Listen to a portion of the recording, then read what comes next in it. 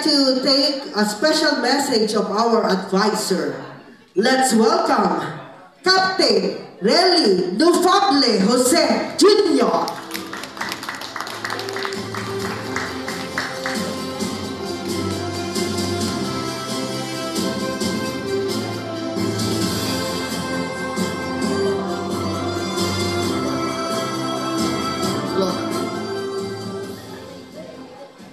Thank you very much everyone. Magandang hapon po. Ayun, medyo tulog pa. Magandang hapon po. Nakita niyo naman yung mga agila ni Mamita. Mukhang hindi ito magkakasya sa truck. Laki. Napakalaki po. Anyway, magandang hapon po.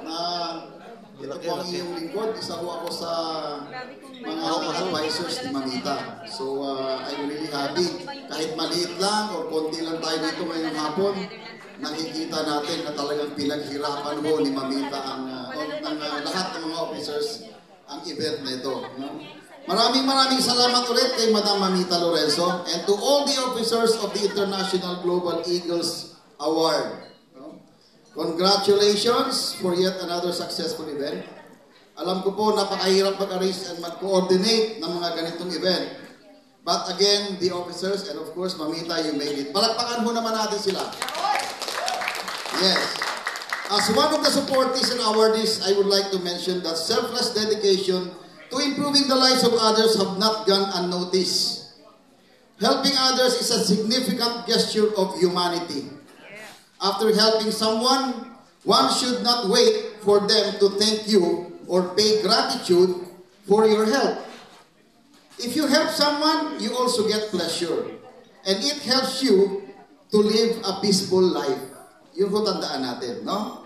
Effective leaders possess traits such as integrity, vision, empathy, decisiveness, and the ability to inspire and motivate others. They are able to navigate challenges, make difficult decisions, and lead their team towards success. Leadership also involves continuous learning and self-improvement, as leaders must adapt to changing circumstances and remain relevant. Lastly, para sa lahat ng awardees and of course, leaders tayo lahat dito, the goal of leadership is to bring out the best in people through respect and care and continual support for their achievements.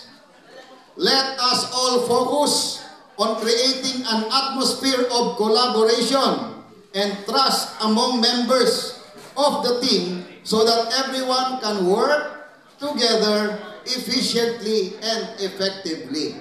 Bawal ho yung siraan, no? Magtulungan ho tayong lahat. Leadership and unity are the keys to unlocking our collective potential. Let us strive to become leaders who inspire and unite rather than divide. Together we can create a brighter future where everyone has the opportunity to thrive. Remember that the way to achieve your own success is to be willing to help somebody else to get it first. Tulungan mo muna yung nasa tabi mo. That is leadership. Everyone can be a humanitarian. All it takes is one act to help someone else. If your action inspire others to dream more, learn more, and do more, and become more, you are a leader. Okay? So ako po si Captain Relly Jose Jr. 25 years po akong Marino OFW, Master Mariner and a shipbuilder. Tumatakbo po akong senador sa ngayong taon. Number 32 or 32 years old po nung ako'y maging kapitan ng barko overseas. Kaya ano sa akin yan, medyo parang lucky eh. Number ko yung number 32. I retired as a seafarer in 2012 and started my own mining and ship management company which is now located at Malate, Manila. Yan po yung GMM Global Maritime Manila. Nagpapaliswa ako ng mga seafarers pa-abroad.